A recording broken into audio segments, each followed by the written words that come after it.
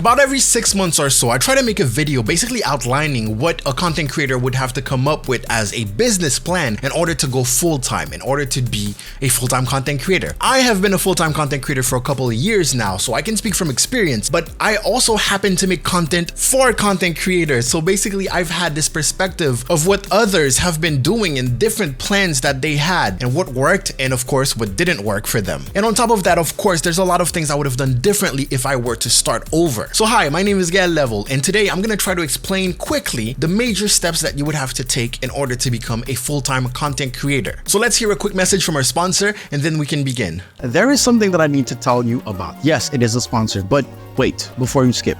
It is owned. You probably heard me talk about owned. They're a long-time sponsor of the channel and I've never had any problems with them. They've been amazing. So if you go to own.gg/GaelLevel, you're gonna find owned and all of the overlays and all the assets and all the makers that they provide in order for you to customize your channels, your YouTube, your Twitch, whatever you're doing, right? You get overlays, you get alerts, and you also get like badges, emotes. You can create your own emotes from there. Amazing stuff. But they also have a service called Own Pro. This one you can find at own.gg/GaelLevelPro.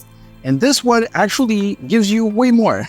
It gives you basically access to services and little things that you need when you're starting out as a live streamer. For example, it's gonna give you a chat box. It's gonna give you access to widgets like your donation goal and follower goals and things like that. But since Owned already has a library of professionally made overlays, they actually give you access to those overlays if you sign up for free to Own Pro. So I know the word pro might sound like it's premium, but no, it's completely free to sign up to Own Pro. And then there is a paid version if you want to, but the free version already gives you access to a bunch of overlays for free. And the best thing is that it's one-click install. So with one click, you can switch up your overlays. You can pick one that you like and you're not gonna pay anything. I don't know if they want me to tell you that, but there you go. Here's how you can improve your live stream, make it look way better, and honestly, for free. All right, so the good news is that I have a brand new fancy tablet, so you'll have some visuals to go along with the explanation that I'm about to give. So quick disclaimer, everything I'm about to explain is way easier than it might seem. I know that I might use some buzzwords and it might be intimidating, but it's really easy stuff that anyone can do, really. It's just that there are certain terms to explain certain things and it's easier to use those words, okay? But no, you don't have to be a financial expert. You don't have to be a marketing expert. You don't have to be an expert at anything actually to start doing this. All right, so let's start by highlighting the 3 major things that you are going to need. Those are basically the 3 main points that need to be very clear in your mind. The first one is that big word that I love so much, and it's niche. This is basically where you're gonna ask yourself, what is my main interest? What is something that I cannot shut up about? What is something that I can go on for days if I were to have a conversation with someone who's also passionate about the same thing? And it can be anything. It can really be anything. It doesn't have to be gaming, beauty, or the major things. It could be construction. It can be soldering. It can be absolutely anything. Now, once you figure out what the niche is going to be, you want to have what I call sub-niche or categories. It's basically what type of content would you feel comfortable making? And when I say would you feel comfortable making, I really mean it. I don't mean things like, am I an expert enough to talk about this thing or that thing? I'm talking about which part of that specific niche is the thing that I'm the most passionate about, that I love the most. For example, I talk about being a content creator, for example, right here on YouTube. I give people tips and tricks and things like that. Something that I'm not really comfortable talking about is the money aspect of it. I wouldn't want to make videos that are like how to make $5,000 a month or something like that. I don't like specific numbers. I don't like to guarantee people that they will reach a certain viewer average or things like that. So I don't make videos like how to get 1,000 viewers on YouTube or on Twitch. So you need to know what you're comfortable with in order to pick pretty much multiple categories that you could be making content on. So we're gonna call this one subcategory.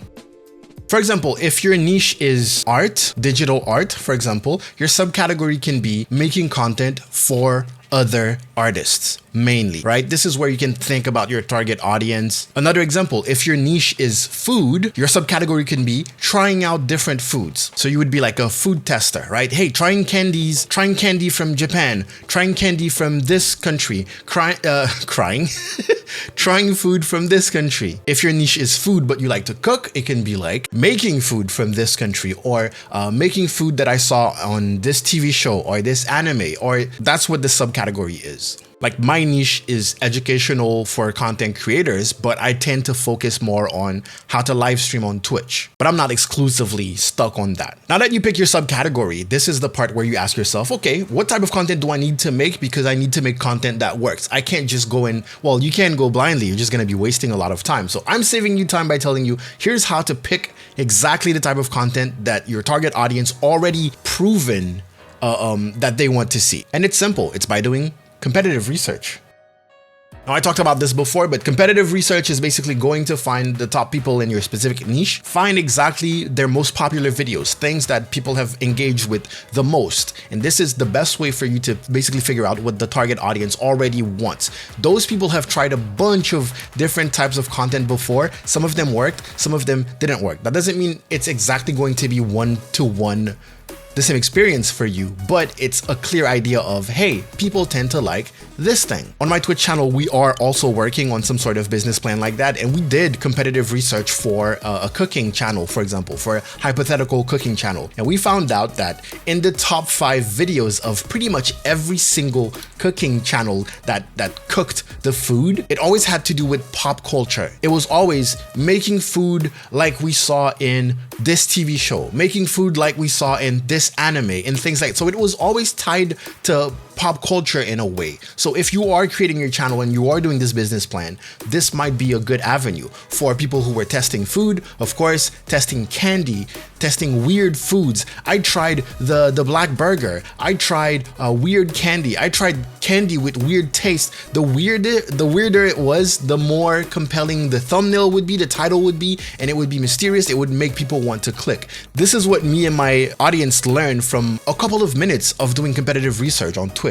Basically, what competitive research is going to give you is ideas to come up with what I call heavy hitters. And heavy hitters are basically videos that have a high chance of working, of your target audience already liking them without taking too much of a chance. You know what I mean? To not letting it to luck. Those are videos that have been proven because you've done the research to find that out. Now, that being said, you found out what the heavy hitters would be. You also need something called filler content to basically be able to populate your channels in between the heavy hitters, because we're going to quickly realize that quantity is very, very important, at least when we're starting. So this is going to be filler content. So those are videos that may not necessarily be proven to work really, really well, but the characteristics of those videos are they are easy to produce and easy to post. You can push out those videos way more often than anything else. So now you know your niche, your subcategory, you've done the research, you know what are heavy hitters, and you know what type of filler content you want to make. Now there's a couple of things you're gonna need in order to produce that content, okay? We know what to make, we just need to know what we need in order to make it. And we're gonna start by talking about some of the important things like skills. This is the part where you need to figure out throughout the research too, right? We're still not making content here. We need to find out what kind of skills we need. For example, video editing. To what extent? You're gonna find out that most videos, most successful YouTube videos, they don't have that wild of video editing skills, right? They're mostly like cut together. Okay, there might be a nice little transition. Okay, cool. Get yourself a template from a Stinger transition or something like that. Oh, there's a little social media pop-up. Oh my God, so difficult. No, it's not. You can find those templates for free. Skills is one thing. You can learn how to edit videos in one single day. I promise you, in one single day, unless you plan on making the next Marvel movie, if you're gonna make YouTube videos, yes, you can learn how to edit and to edit well in one day. The only reason why your videos are not gonna be as good is because what you're recording is not gonna feel impactful or interesting, and that's normal. That's because you're just starting. The more you record, the more you'll feel at ease in front of the camera, the more you're gonna develop a workflow. So while you're recording, you're gonna think about the editing already, so that's gonna help you a lot. But that only comes with experience. So once you establish the skills, literally one day of learning about video editing, you now have to think about the workflow. You guys know I love this word. So what is the workflow? Just like I talked about editing, it's basically learning video you learn video editing already. But now, you know, you're clicking on one thing, cutting it and then clicking it and then deleting. You're figuring out how to do this faster. Oh, maybe there's keyboard shortcuts. Oh, I don't do that many actions anyway. Control S is not something complicated to learn to save your file, so you don't have to manually go and click File, Save every single time. All right, pressing C on your keyboard for the cut tool, it's not complicated. V to select, not complicated. Pressing Delete on your keyboard to delete, wow, not complicated. Now, of course, the more curious you get about those things, the more you realize there are tools that exist that are made for your life to be way easier. For example, you know when you're editing a video, and basically this is gonna be the video on your timeline, right? Let's say that in the video, you're talking, right? You're talking, this is you talking, you're looking at the waveform because it's easier, right? The middle part, obviously, you're not talking, so you don't really want that part. You want to cut it out, right? Let me show you the difference between an amateur and a professional. Not really, but someone who made some research and someone who didn't, right? Someone who didn't, just starting, that's probably you. That's fine. You're gonna find the cut tool, right? It's gonna be like scissors. It's gonna look like this, right? So you're gonna go with your mouse. One step, click on the cut tool. Second step, click here to cut the first part. Step 3, click here to cut the out point. Step 4, select that part.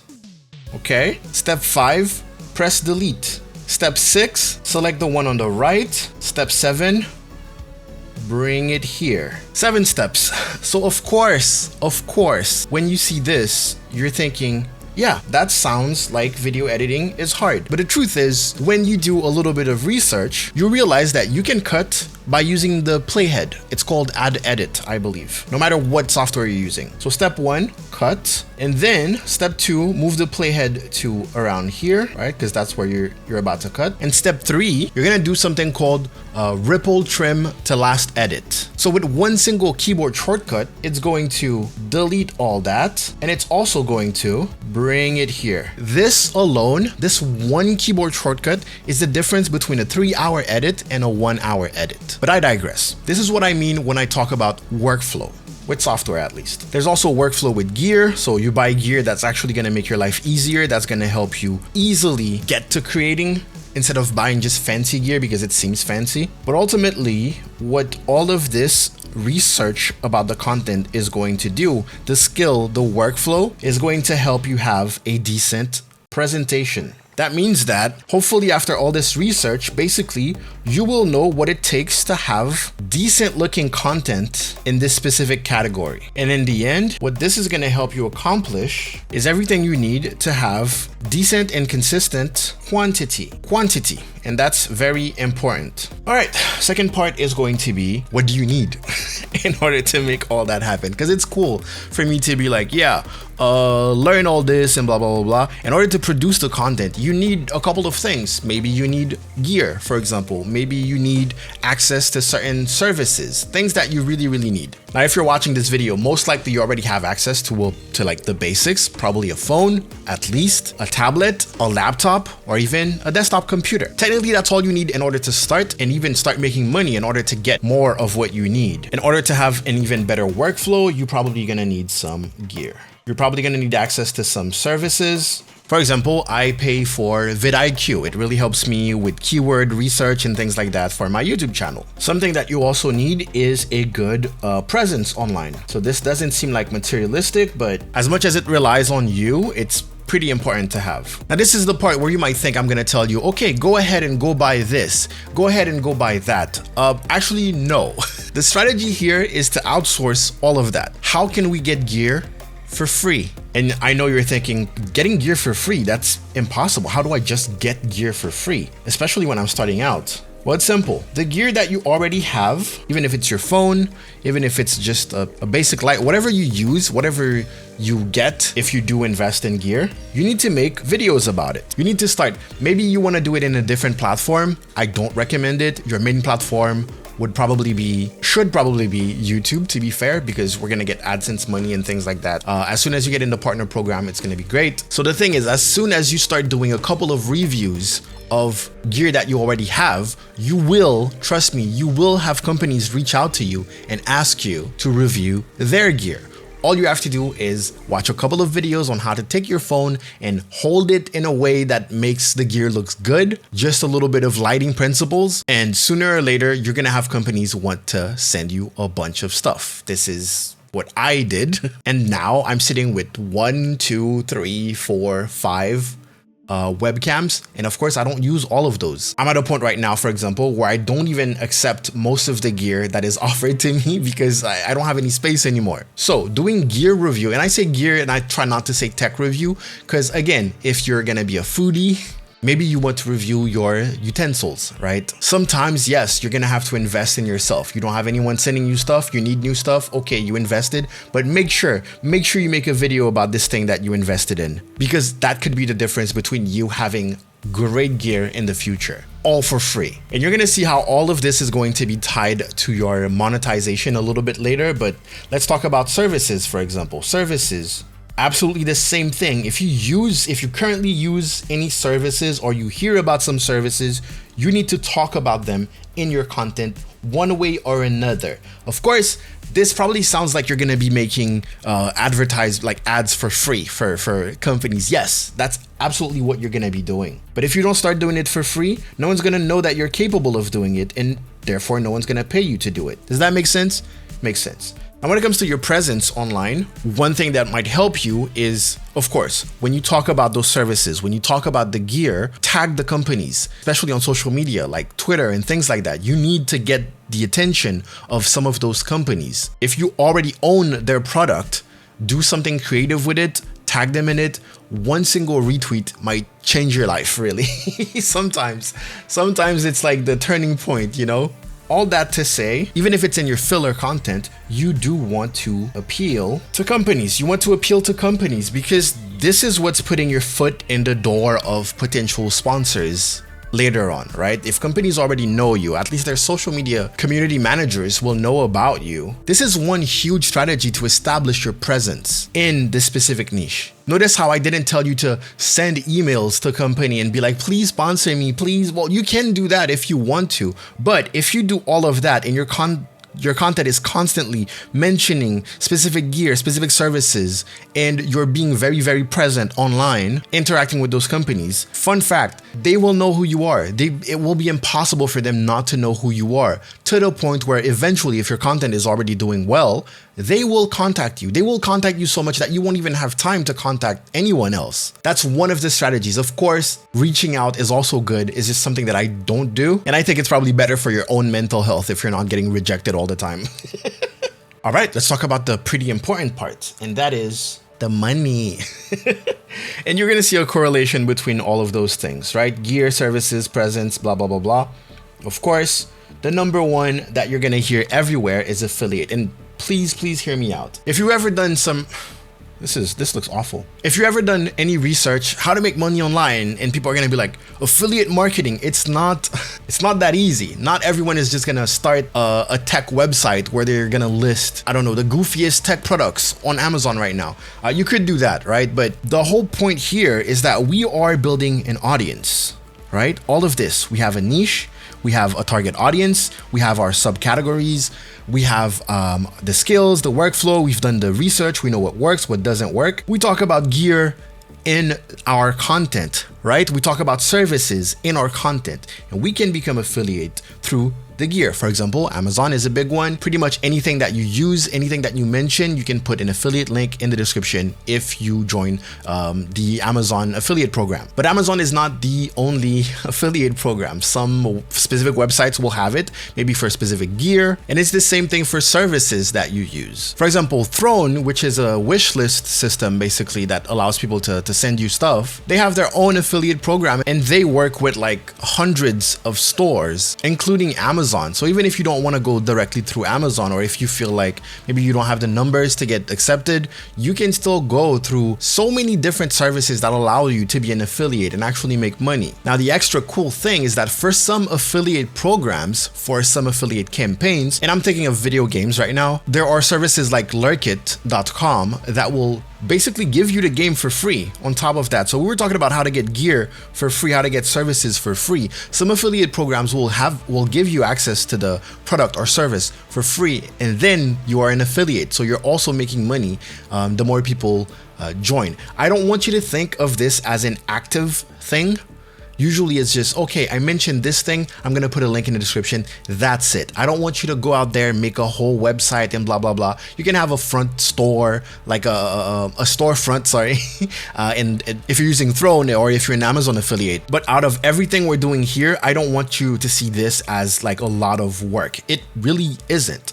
I have links to my Amazon storefront under every single one of my videos, and it brings me a couple of hundreds of dollars or euros every month, and I never even think about it. I have default settings on YouTube that automatically puts it under every single one of my descriptions, so I don't actually actively go and copy paste those links every single time I'm uploading a video. It's already there. Another way to make money is to find out within your niche if there is something that you can sell. Of course, the more value the thing is, the better it's gonna be, of course, because I know on the internet most gurus are gonna be like, yo, you gotta sell merch and stuff like that. Most likely you're gonna struggle to sell merch. Selling merch is actually super difficult, especially if you're gonna outsource like the artwork. You're gonna pay an artist.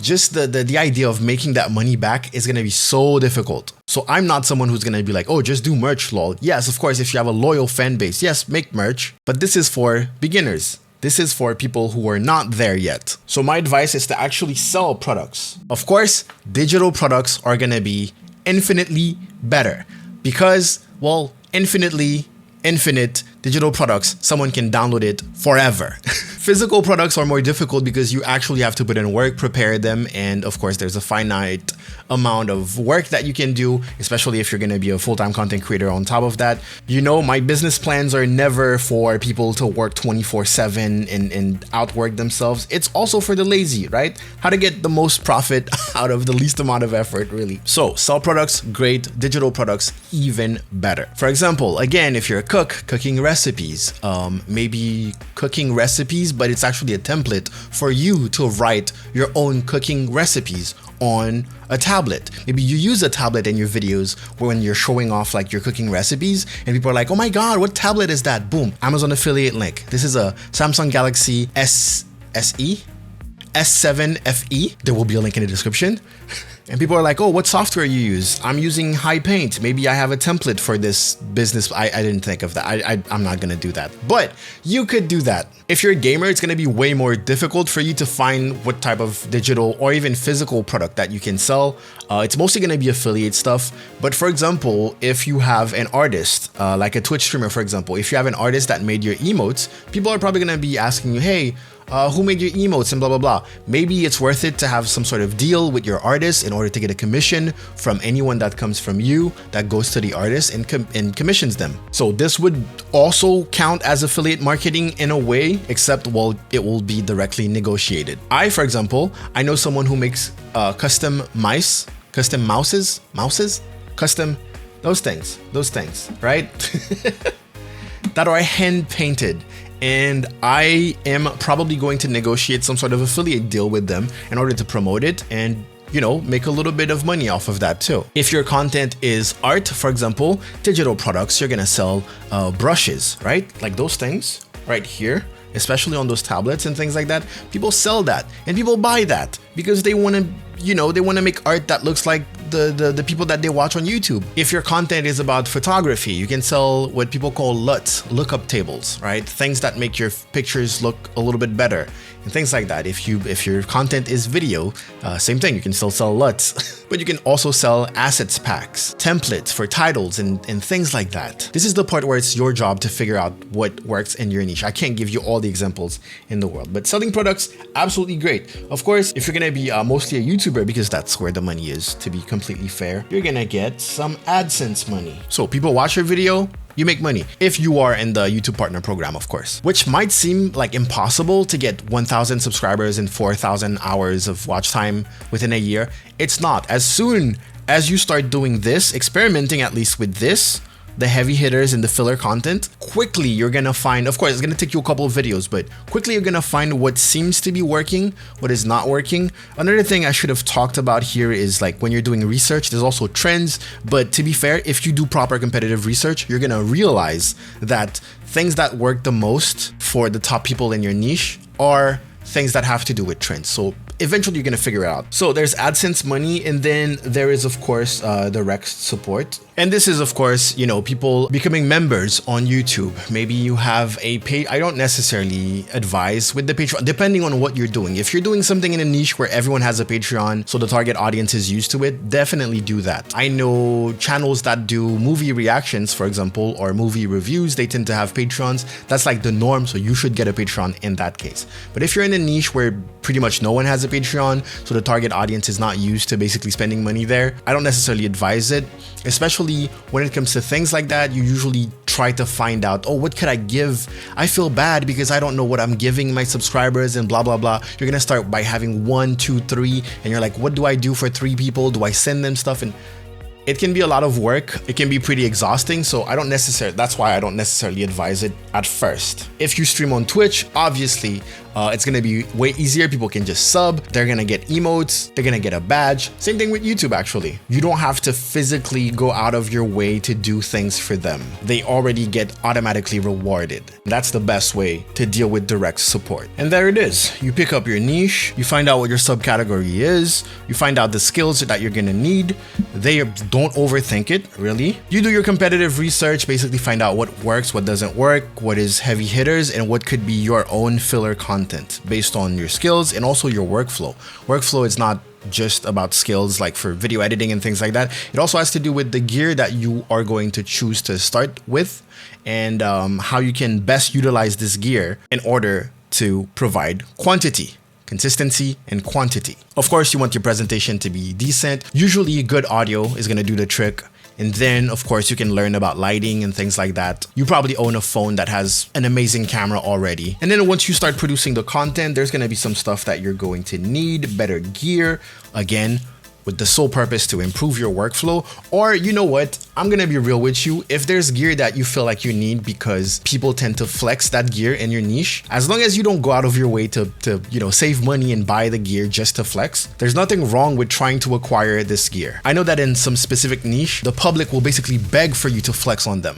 And if you don't flex on them, you lose credibility. I hate it. I used to be very poor, so this is like a mentality that I absolutely despise, but I also understand that in order to make it, sometimes you have to abide by the rules of the niche, okay? There's gonna be some services that you're gonna need. If you already pay for something, of course, mention it a lot, tag them, establish your presence online with them, with the company, and also other companies. Try to get noticed, basically. And please, when I say try to get, don't beg. Begging will get you nowhere. Do not beg. Establish your presence in a way that it's hard for the company to not acknowledge you. You did something creative with their gear, or even not even creative, okay? Let's simplify it even more. You just made a video that says, here's what I use as a cooking content creator. Here's what I use as an artist. Here's what I use as a Fortnite gamer. And you mention the gear and you mention the services and you establish your presence by tagging those companies. Of course, if it's a company that's very active on social media, it's going to be better. And by doing all that, you're going to end up appealing to companies, which will probably be your future sponsor. I just realized I forgot sponsor. All right, I added sponsors. Totally forgot about that. Somehow, just to tell you that even without sponsors, you can be pretty well established and still start making a good amount of money before you start getting companies willing to pay you to advertise them, whether it's a one-off thing or a monthly thing. But anyways, appealing to companies will help you land some sponsors. Mentioning the gear and the services will help you make money through affiliate marketing. Now, of course, selling your own products is going to allow you to make quite a bit of money because most likely, if you're using a pretty decent platform, almost all of the money is going straight to your pocket, right? Instead of getting 1% or even less than 1% through affiliate, I'm going to say at least 70% of whatever product you're making should go straight to your pocket. AdSense, I put it down there because of course it's gonna take a while before you start earning AdSense money on any platform really, but YouTube should be the goal, to be fair. Direct support is something that of course you have to also mention in your content. Again, do not beg, just mention, hey, if you have a Patreon, you can mention it at the end of your videos. If you're streaming on Twitch, remind people that they can subscribe for free using Amazon Prime. If you have memberships on YouTube, you can remind people, hey, you can click join button and order to support me. And then finally, you're gonna get sponsors, but that is something that you should not completely rely on when you're starting. This shouldn't even be part of the plan. Sponsors will happen eventually. Do not plan for sponsors because you don't know when they're gonna happen, really. But once again, as I said, if you wanna reach out to certain companies that you would love to work with, let them know. But if you're gonna reach out to companies, all of this is so important, because this is where your value is for a company. Companies are not just hiring young, beautiful people, giving them money for no reason. They are looking for proper advertisement and a little bit of conversion. It's difficult to really sell the impact that, a YouTube video, a YouTube ad can have on a company, because it doesn't always present itself in numbers. Companies will want to pour money all over you if you can show them that you have those skills, you have the presentation, and you have the heavy hitters. Companies will want to pour money all over you because you've proven to them that you are capable of showing off gear already. You've done that on your own. They didn't have to ask you to do that. You're good at showing off services. And of course, they'll reach out to you because they are aware of your presence. I know so many content creators that will see me, for example, get products from companies like Elgato, right? I'll get a whole lot of Elgato products in the mail, and when I tell them, hey, I don't pay for any of this, they're like, wow, what would I give in order to have products sent to me for free? And I tell them, or I want to tell them, I don't waste my time. Have you proven to those companies that you are capable of doing something with the product that might be valuable to them? And often, most of the time, they don't. So it's a bunch of people who've never reviewed any products that are full of gear, by the way, who have a bunch of gear laying around, but they never took their phone and been like, hey, this is the XP pen tablet thing. I really love this thing and it really helps me. Does this work? Oh, what the? That's weird. But if you've never done that, why would a company hire you to do that? So there you have it. Obviously, each specific category probably has like 10 pages of tips and tricks and strategies that you can implement. But overall, this is like a clear idea of the business plan for a content creator. Now, one thing to remember is that there's going to be a lot of traps that people are going to fall into when it comes to the skills, when it comes to the workflow, of course. Well, to be fair, people just don't think about workflow. When it comes to the presentation, I wouldn't say there's traps, but people tend to underestimate and overestimate the knowledge that they need to have proper presentation at the same time. There's the quantity trap when it comes to filler content. Most of the time, people end up doing filler content that is not effective, like at all. So they end up wasting their time instead of finding the balance between both easy to make, but also effective content. For the need part, people just tend to just not do it at all. You have no idea how many content creators I know that are just not doing this, like at all. They just don't do this at all. So what happens? What happens is that they end up not appealing to companies at all. And because of that, since they don't appeal to companies, they struggle to get sponsors. They also struggle to sell products via affiliate marketing. They also tend to ignore the idea of selling products. They just don't do that part. So the only thing they have left is direct support, which they end up begging, unfortunately. But because of all those mistakes that we saw, it gets really hard for them to arrive to the point where they can make AdSense money. And it's also really hard for their community to justify the direct support. So they end up with very little of any of that. Should I make a video on just the mistakes? It would just be me calling out people for probably an hour. Anyways, that's all I have. As I said, my brand new tablet, Samsung Galaxy S7 FE. There will be a link in the description if you want to buy one and give me that sweet affiliate money. If you yourself have some extra steps that you feel like I forgot that I should have mentioned, please let me know in the comment section below. Those videos are not scripted. I'm just going off the dome. So sometimes I just forget stuff like the sponsor thing. And follow me on Twitch, okay? And I will see you all next time. Go out there, make me proud, get a level, out.